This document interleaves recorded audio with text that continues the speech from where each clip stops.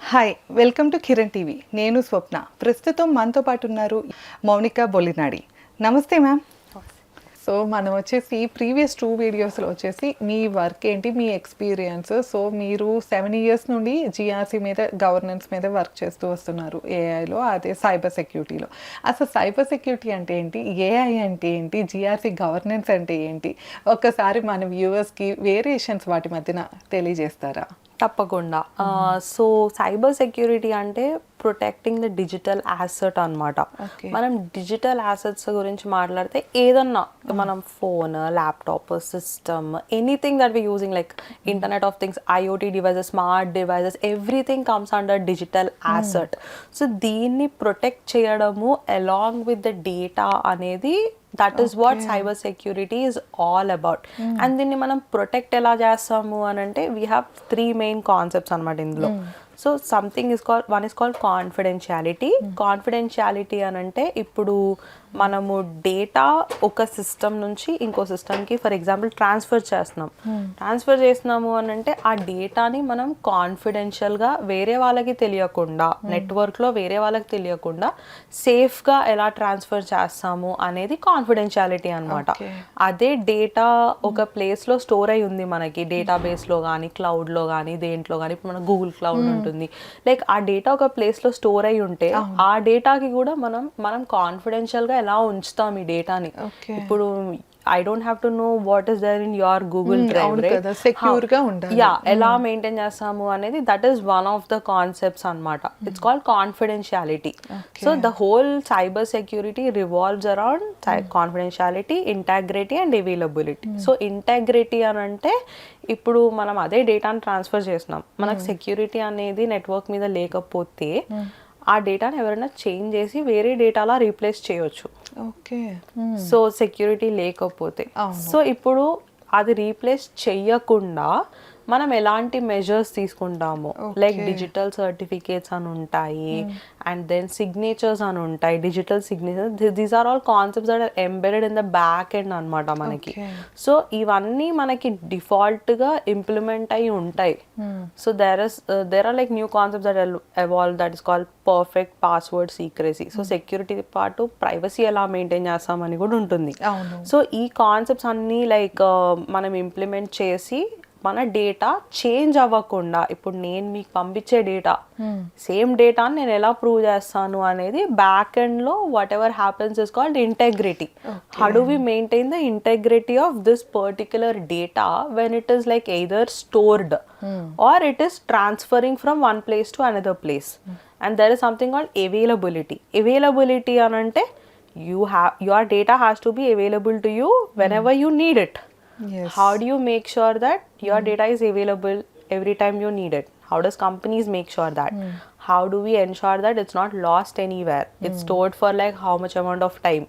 Transfer అవుతున్నప్పుడు కూడా data loss అనేది అవుతుంది, అది అవ్వకుండా ఎలా ఉంటుంది.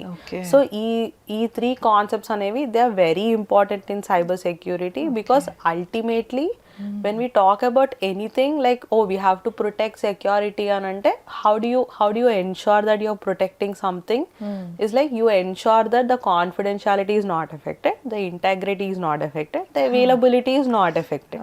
So that is the whole concept of cyber security, and that is like the basic foundation that everyone has to know. మిగతా కాన్సెప్ట్స్ అన్నీ కూడా everything connects back to these 3 words అనమాట. అంటే ఇప్పుడు వరల్డ్ వైడ్గా ఏ కంపెనీకి అయినా కూడా సైబర్ సెక్యూరిటీ అనేది చాలా ఇంపార్టెంట్ కీ ఫ్యాక్టర్గా చెప్పచ్చు. These 3 concepts, like everyone has to follow it, irrespective of companies, professionals, researchers. It's like the foundation for cyber security అనమాట.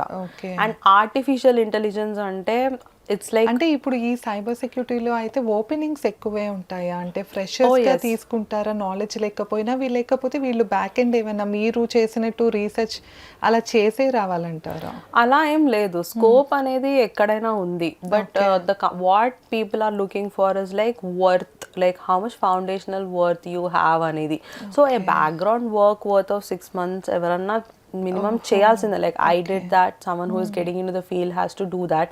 అంటే అది థియరిటికల్ వర్క్ మీరు చేసింది, లేకపోతే ప్రాక్టికల్గా ఎక్కడైనా నేర్చుకుని అట్లా రీసెర్చ్గా అలా ఫౌండ్ అవుట్ చేశారా? It is both a combination of theoretical and practical, because interviews lo generally like few rounds will be theoretical, because they want to assess your foundational knowledge on how much you know about cybersecurity. But when you talk about practical, they also want to see like practical ga asalu em telusu entavaraku veltamu అని చెప్పి. So definitely I think it's a combination of both. So you have to like work on both of them, which needs like a amount of back and okay. work. And అంటే one thing, ఇప్పుడు education కోసం వచ్చిన వాళ్ళకి help out అనేది ఎట్లా ఉంటుంది? ఇప్పుడు ఏ field అయినా వాళ్ళు ఒక ఫీల్డ్ ఎంచుకున్నారు, ఇప్పుడు ఫర్ ఎగ్జాంపుల్ సైబర్ సెక్యూరిటీనే ఎంచుకున్నారు, సో దాంట్లో వాళ్ళు ఎంఎస్ చేస్తున్నారు, కానీ వాళ్ళకి ఈ రీసెర్చ్ అనేది లేకపోతే ఈ కంపెనీలో ప్రాక్టికల్ నాలెడ్జ్ అనేది ఇవి ఎలా హెల్ప్ అవుట్ అవుతాయి? ఎట్లాగా వాటికి అప్రోచ్ అవ్వాలంటారు? అంటే రీసెర్చ్ అనేది ఇట్స్ ఆల్వేస్ హెల్ప్ఫుల్, బికాజ్ ప్రాక్టికల్గా వరల్డ్లో అసలు ఎక్కడ ఇంప్లిమెంట్ అవ్వని దాని మీద మనం వర్క్ చేస్తున్నాం in the first place. So when we call it research, it's like you are doing something that no one has ever done. So it's completely new. So దానివల్ల హెల్ప్ అవుతుందంటే అఫ్ కోర్స్ హెల్ప్ అవుతుంది, because you are designing something new which no one knows, and people will start using it once you publish the results everywhere.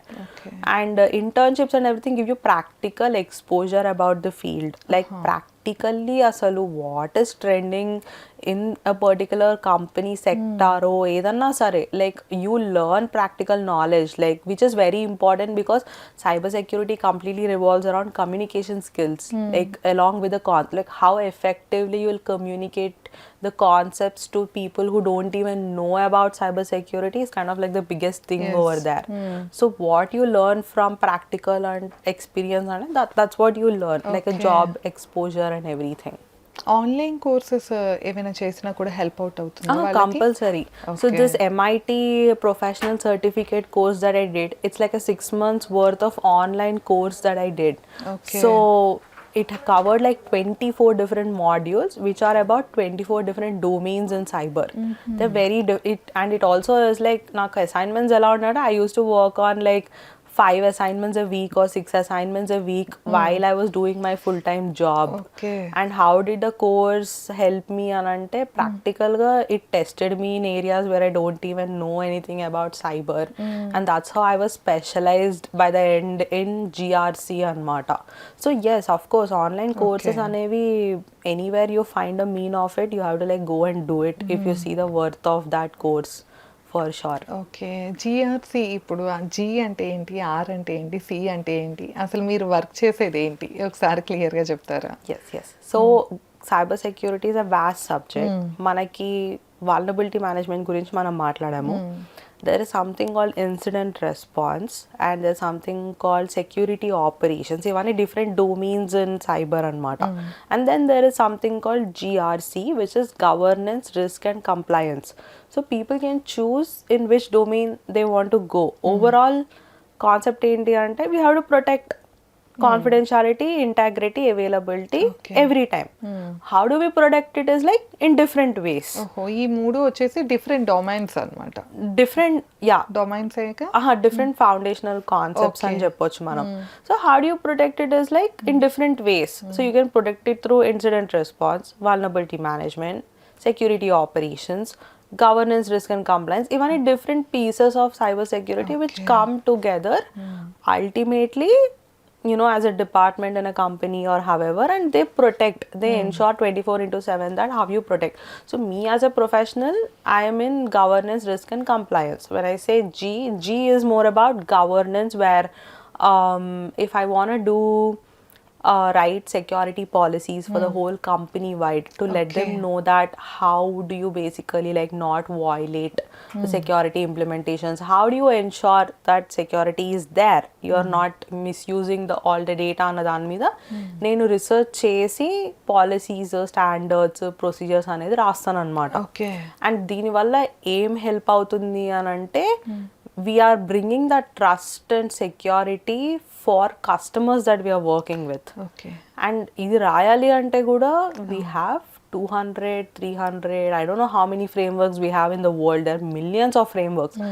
మన industry సెక్టార్కి సంబంధించి కొన్ని applicable ఉంటాయి world మొత్తంలో. ఆ కొన్నిటిని మనం పిక్ చేసుకొని దాంట్లో నుంచి మనం ఒక లాంగ్వేజ్ అనేది డిఫైన్ చేసి ఆ పాలసీని ఆ కంట్రోల్ని మనం అక్కడ రాస్తాము. Okay it involves a lot of research in the back end and it test you how much technical knowledge you have when you are explaining something, because someone who is reading it in the company they don't even know about it and they have to understand it.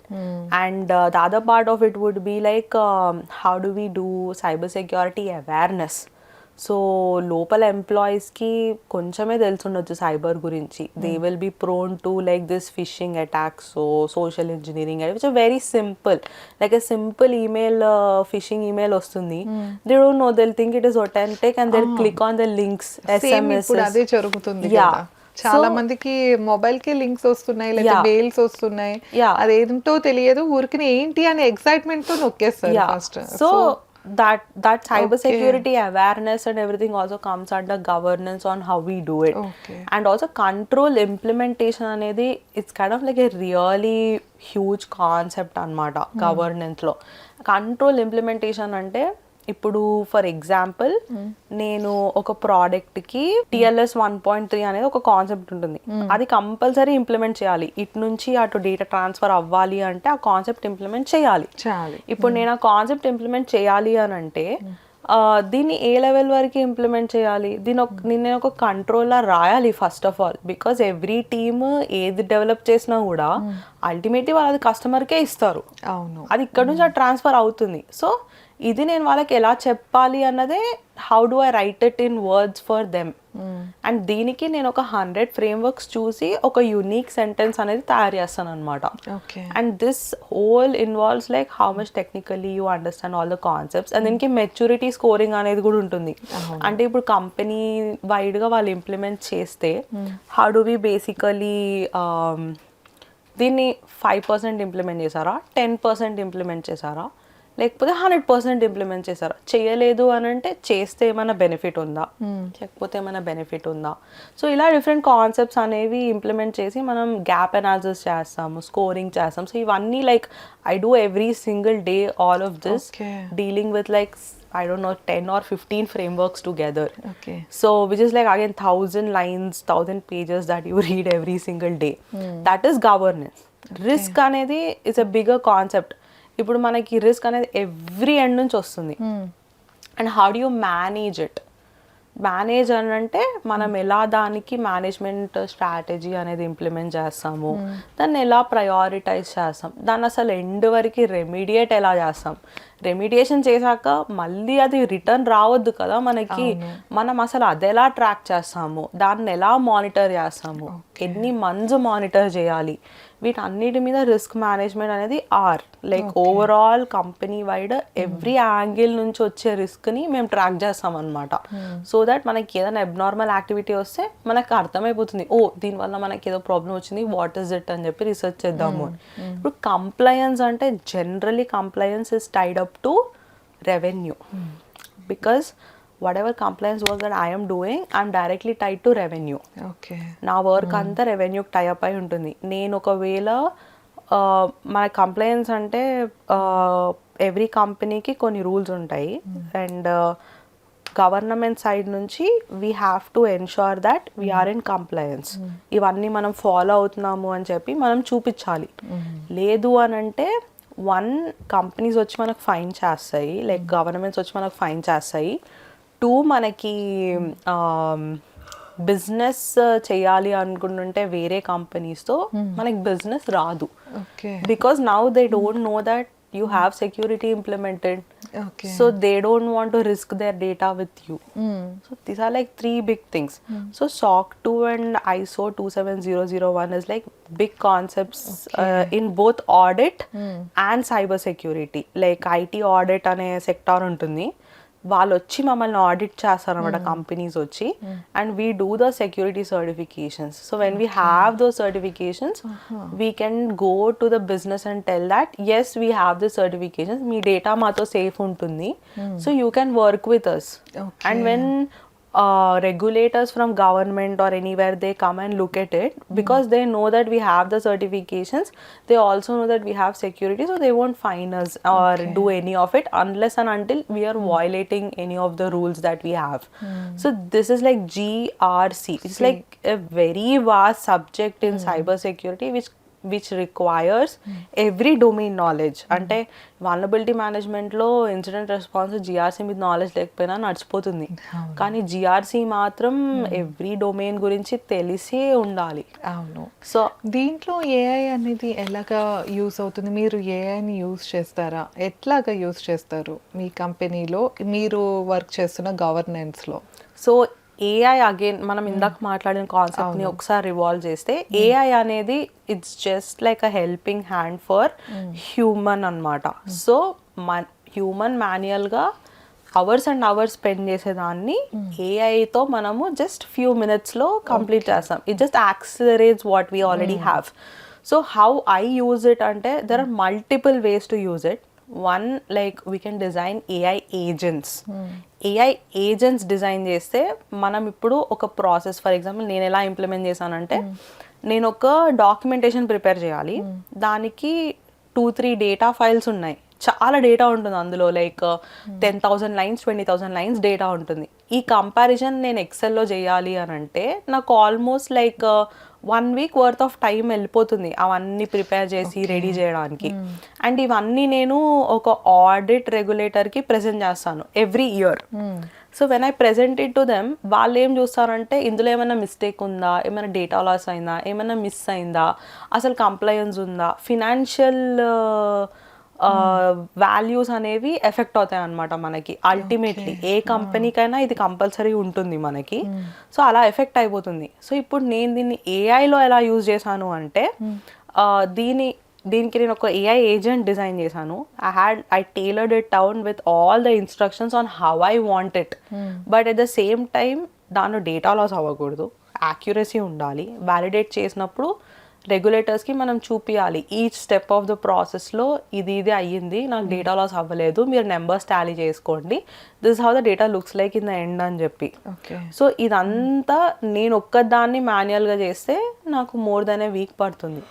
But నేను ఏఐని ఒక 1 week tailor down చేసి నేను agent prepare చేసి అవన్నీ validations కరెక్ట్గా వచ్చాయా లేదా అని చెప్పి మల్టిపుల్ టైమ్స్ టెస్టింగ్ చేసి నేను దాన్ని ఆడిట్ వాళ్ళకి డిజైన్కి ఇస్తే they looked at it and they approved it, saying that this doesn't show any data loss. There is like all the validation results that we want to see, and this also is generating everything in the span of 7 minutes. So నేను 1.5 week wait చేసి prepare చేసిన documentation right now it is happening in 7 minutes, which saves how much, like a week worth of time for my whole team, not only me. So me designing that is how, like, it's one way of using AI, designing AI agents అన్నమాట. And ఇది కాకుండా మనకి globally teams information కోసం వెతుకుతాయి. we have like all these web pages where they will consistently search for hours అన్నమాట, ఈ information ఎక్కడ ఉంది, ఏంటి అని. there's other way to do it is like AI chat bot. మనం ఒక AI chat bot, global chat బాట్ని create చేసి అన్ని ఎంప్లాయీస్కి రోల్ అవుట్ చేస్తే, for example what we can do is, వాళ్ళు ఒక క్వశ్చన్ అడుగుతారు, ఈ సెక్యూరిటీ పాలసీ ఎక్కడ, నేను ఏం చూడాలి, అసలు దీంట్లో ఏం రాస్తుంది, నాకు ఒక సమ్మరీ ఇవ్వు అని చెప్పి. they can AI summarize in 1 minute rather than me reading the whole document. So that is other way to use it. And there is something called threat tools అనేవి ఉంటాయి మనకి. ఈ టూల్స్ అన్నిట్లో కూడా ఇప్పుడు AI ఇంప్లిమెంట్ చేస్తున్నారు అనమాట. So that అడిషనల్గా మనకి అడ్వాన్స్ హ్యాకింగ్ టెక్నిక్స్ కానీ ఎక్స్ప్లాయిటేషన్స్ కానీ అడ్వాన్స్ లెవెల్లో అవుతే త్రూ ఏఐ వాళ్ళ అడ్వాన్స్ మెథడాలజీస్ని ముందే ట్రాక్ చేసేలా మనము సాఫ్ట్వేర్స్ ఇంప్లిమెంట్ చేస్తున్నాం ఇప్పుడు. సో బ్యాక్ ఎండ్లో అన్నిట్లో ఏఐ అనేది ఇంప్లిమెంట్ కంపల్సరీ అవుతుంది. సో మనం దీన్ని ఎలా యూజ్ చేస్తాం అనేది kind of like the biggest deal అనమాట. ఇప్పుడు మా GRCలో we don't have tools. Like మా టూల్స్ అన్నీ like they do minimal work, like all we have to do is multiple works అనమాట. సో ఈ సేల్స్ క్వశ్చనీర్స్ ఇవన్నీ మేము కూర్చొని మేము సెక్యూరిటీని డిఫైన్ చేస్తున్నాం, లైక్ మా దాంట్లో ఎలా ఉంటుంది అని వాళ్ళ క్వశ్చన్స్ ఆన్సర్ చేస్తున్నాం. ఇవన్నిటిని కూడా మనం ఆటోమేట్ చేయొచ్చు ప్రాపర్గా, లైక్ డిజైన్ చేసి ఏజెంట్స్ని రోల్ అవుట్ చేస్తే like this is what we can do inside the tool with an AI, where it reduces your workload and you can concentrate on how you implement more security with flexibility and usability. Okay. So that's how AI is helping our field at this moment. Okay. And ఇది transform అంటే కానీ replace చేయట్లేదు, help out చేస్తుంది AI అనేది. because there is nowhere security professionals can trust AI blindly. Yes. I cannot trust it blindly. ఇప్పుడు నేను ఆ data validate చేసి నేను రెగ్యులేటర్స్కి ఇవ్వకపోతే the thing is like they'll find an error, SOX audit today, tomorrow we are going to fine you, pay this much amount, or they will just write a audit finding anamata. వాళ్ళ finding రాస్తారో అది 2 years record లో అలానే ఉంటుంది, which affects your financial numbers ultimately. So we don't want to go through any of that. Like can I trust AI ante maybe to a certain percentage that it will generate the results accurately and నేను నమ్మగలుగుతాను కానీ I don't want to blindly follow it, and you should never follow it blindly because you ask a question in one way, AI will respond to you in one way. You ask a question in a different approach, the same concept ki AI will respond in a different way. Okay. So ఇప్పుడు ఒక person మనం దీన్ని testing కూడా చేయొచ్చు, నార్మల్గా ఇంట్లో ఉండి కూడా టెస్టింగ్ చేయొచ్చు. లైక్ ఇప్పుడు నేను ఒక క్వశ్చన్ ఒకలా టైప్ చేసి అడిగానంటే అది నాకు ఒకలా ఇస్తుంది ఆన్సర్. అదే క్వశ్చన్ నేను జస్ట్ ఒక 2-3 వర్డ్స్ చేంజ్ చేసి మీనింగ్ సేమ్ పెట్టినా కూడా నాకు వేరే ఆన్సర్ ఇస్తుంది. ఇప్పుడు నేను ఈ ఆన్సర్ ట్రస్ట్ చేయనా, ఈ ఆన్సర్ ట్రస్ట్ చేయనా? Who will tell me which is the right answer? అవును, మనం ఓన్గా మాన్యువల్గా చెక్ చేసుకోవాల్సిందే, కంపల్సరీ చెక్ చేసుకోవాల్సిందే. So that is where I think the whole concept of AI lies in every field. So training models అనేది it's a complete different concept, but in general how it's like helping the companies to scale everything అనేదంటే this is how it is going to help the companies to scale. Okay, next వీడియోలో మనం వచ్చేసి present ట్రెండింగ్లో ఉన్న tools గురించి ఒకసారి చెప్తారు మన ప్రేక్షకులకి. Thank you.